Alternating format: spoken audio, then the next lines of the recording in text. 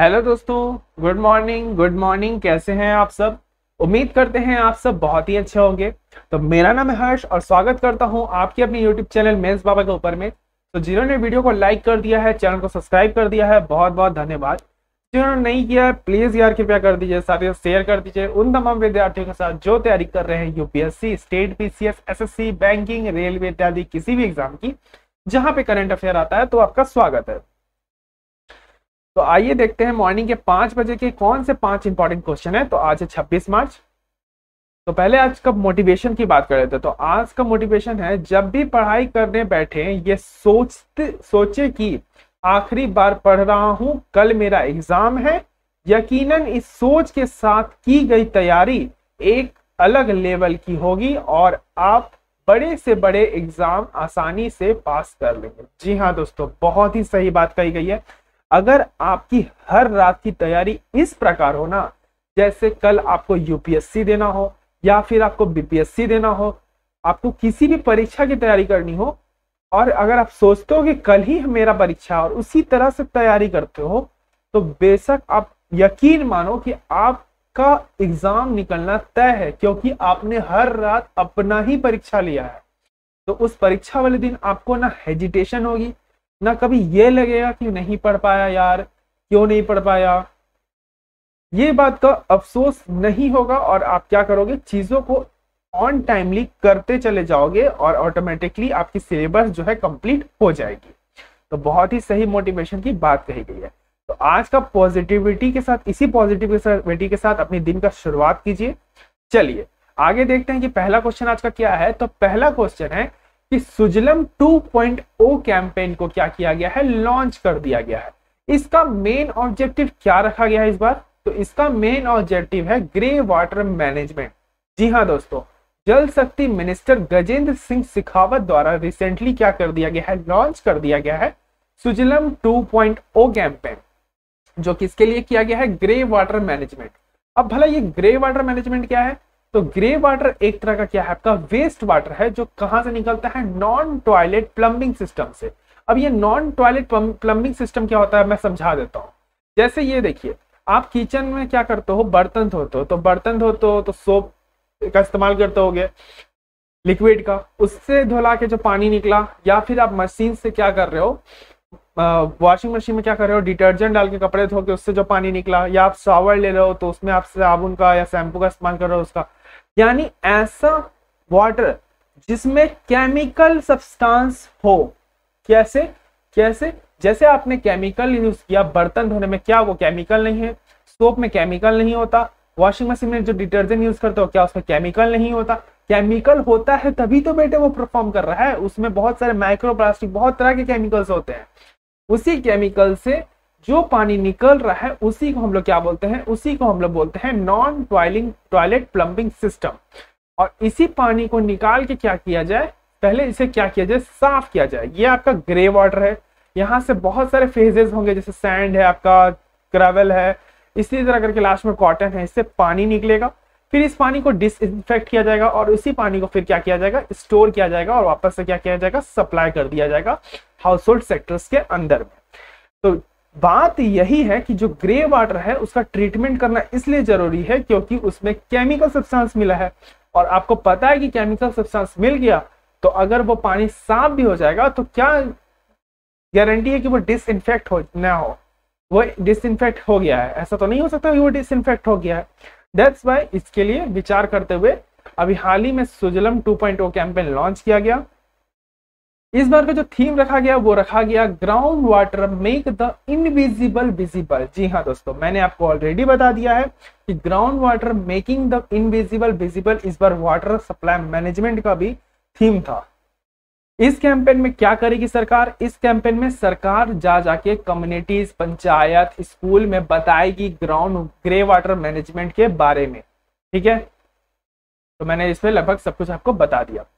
तो पीआईबी में आया था, आपको दिख रहा है पीआईबी मार्कर, ओके हाँ, दिल्ली पीआईबी के अंदर में आया है 23 मार्च 2022 के अंदर में। तो मैं आपको कवर कर रहा हूं। अगला क्वेश्चन ये है कि किस ऑर्गेनाइजेशन द्वारा सक्सेसफुली टेस्ट फायर कंप्लीट कर लिया गया है surface to surface BrahMos supersonic cruise missile का। जी हाँ दोस्तों, इस यहाँ पे क्या पूछ रहा है, सरफेस टू सरफेस, यानी एक सरफेस से लेके दूसरा, यानी इस सतह से छोड़ के दूसरे सतह पे जो जाए उसी को क्या बोलते हैं, surface to surface BrahMos supersonic missile. आपको ये बताना है मुझे कि अगर सतह से ही छोड़ के ऊपर में ही किसी चीज को ब्लास्ट कर दिया जाए तो उस मिसाइल को क्या नाम दिया गया है, आप कमेंट बॉक्स में जरूर बताइएगा। तो इसका भी सक्सेसफुली परीक्षण कर लिया गया है।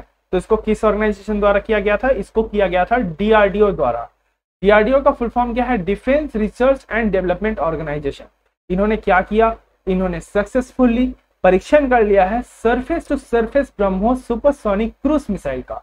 यह परीक्षण कहाँ पे हुआ है, यह परीक्षण आपका अहमदाबाद, ये परीक्षा आपका अंडमान निकोबार के अंदर में हुआ है। ये एक तरह का एक्सटेंडेड रेंज मिसाइल मांगा जाता है जो पिन पॉइंट एक्यूरेसी पे हिट करता है जाके। अब ये पिन पॉइंट एक्यूरेसी क्या होता है, आप डार्ट बोर्ड देखते होगे, डार्ट बोर्ड अगर आपने बचपन में खेला होगा या फिर आर्चरी वाली गेम खेली होगी जो मोबाइल में आती है, उसमें एक रेड रंग का पिन डॉट होता है। पिन डॉट यानी पिन पॉइंट एक्यूरेसी, उसी को पिन पॉइंट एक्यूरेसी बोलते हैं। यानी आपका टारगेट ये है और इसी टारगेट पे एकदम जाके अटैक किया, जिसका नाम क्या है, ब्रह्मोस सुपरसोनिक क्रूज मिसाइल। ऐसा ही परीक्षण क्या किया गया था, कुछ दिन पहले भी किया गया था, परंतु उस परीक्षण के कारण वो जो मिसाइल था चला गया अपने बेटे के पास, यानी पाकिस्तान के पास। इससे हो गया पाकिस्तान भड़क गया, कहा कि इंडिया ने हमारे ऊपर मिसाइल छोड़ दिया, हमारे ऊपर मिसाइल छोड़ दिया। अरे मिसाइल बेटा छोड़ दिया ना तुम्हारे ऊपर तो तुम मिट्टी में मिल जाओगे, ठीक है, इसी मिट्टी में समा जाओगे जिस मिट्टी से निकले हो। तो इस द्वारा कहा भी गया था कि एक टेक्निकल माल फंक्शन के द्वारा ऐसा हुआ था कि इंडियन एयरफोर्स ने बताया कि गलती से मिसाइल का परीक्षण करने समय वो पाकिस्तान की तरफ चला गया। तो ये आप देख सकते हैं, हालांकि आपको ये तो सिर्फ धुआं जैसा दिख रहा होगा, ये आपका अंडमान निकोबार है। तो आपका इंडिया टुडे में आया हुआ था तो मैंने सोचा इसे कवर कर देता हूँ। तो कुछ भी पढ़ाता हूँ आपको दोस्तों तो ऐसा नहीं है कि कुछ भी बता देता हूँ, सब कुछ ऑथेंटिक सोर्स से लाके ही पढ़ाता हूँ। तीसरा क्वेश्चन क्या है कि किस कंट्री द्वारा बिम्स्टेक समिट 2022 को होस्ट किया जा रहा है, तो इसका आंसर है श्रीलंका द्वारा किया जा रहा है। तो bay of Bengal initiative for multi sector technical and economic corporation, क्या है बिम्स्टेक का फुल फॉर्म, बिम्स्टेक का फुल फॉर्म है bay of Bengal initiative for multi sector technical and economic corporation. ये समिट होस्ट करता है श्रीलंका, इधर कर रहा है 2022 के अंदर में। जनरली श्रीलंका में ही होता है। बिम्स्टेक क्या है, बिम्स्टेक चार्टर किया जाता है, बिम्स्टेक का मास्टर प्लान ट्रैक तैयार किया जा रहा है किसके ऊपर, ट्रांसपोर्ट कनेक्टिविटी के ऊपर। आपको मुझे कमेंट बॉक्स में ये पढ़ाना, अगर बेटा मैं पढ़ाता हूँ ना तो पहले सुना करो ध्यान से।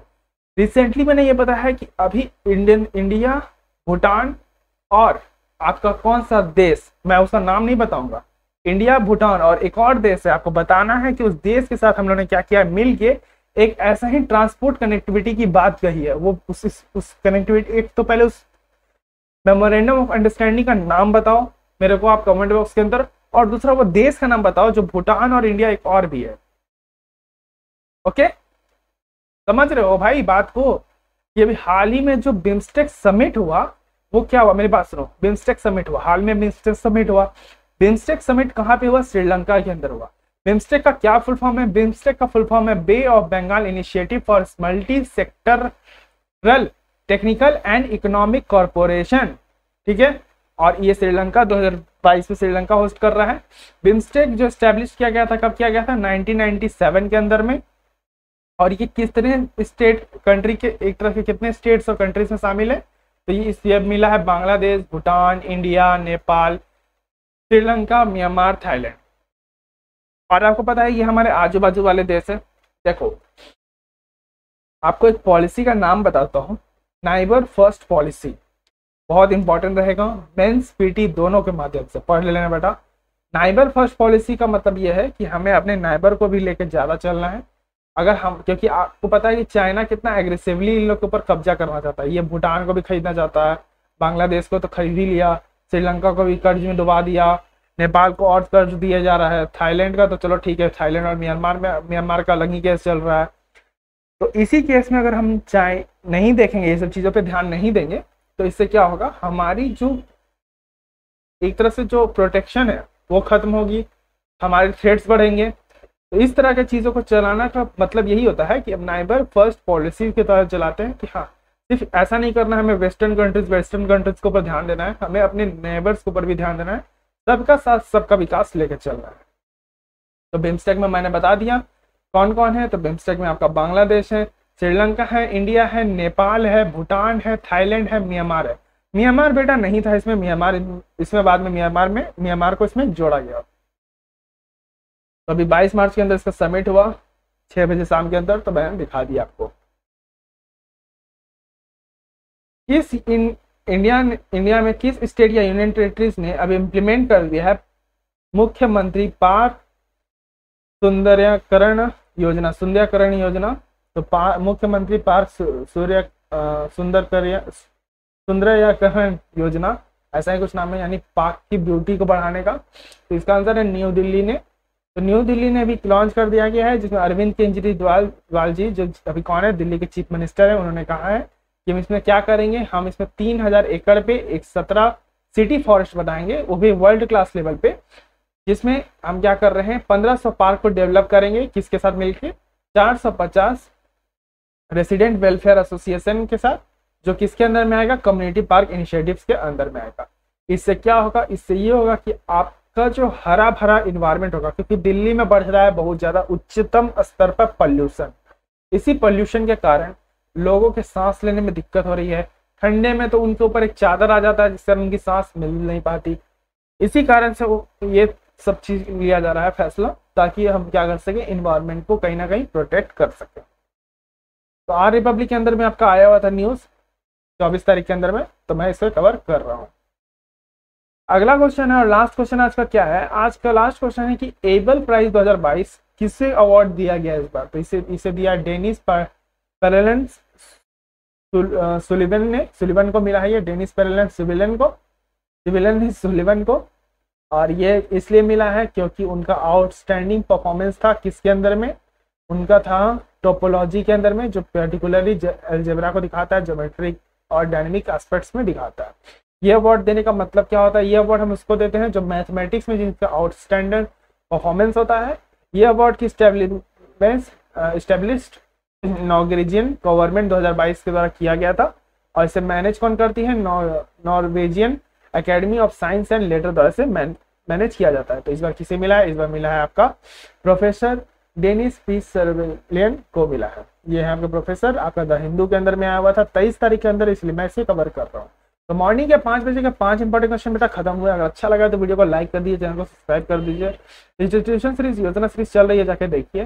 जीएस पेपर 1, जीएस पेपर 2, 3, 4 से क्वेश्चन डाल रहा हूँ, अगर आपको अच्छा लग रहा है तो लाइक शेयर कर दीजिए और अपने दोस्तों के साथ भी शेयर कर दीजिए। तब तक के लिए आपका दिन शुभ हो। जय हिंद, जय भारत।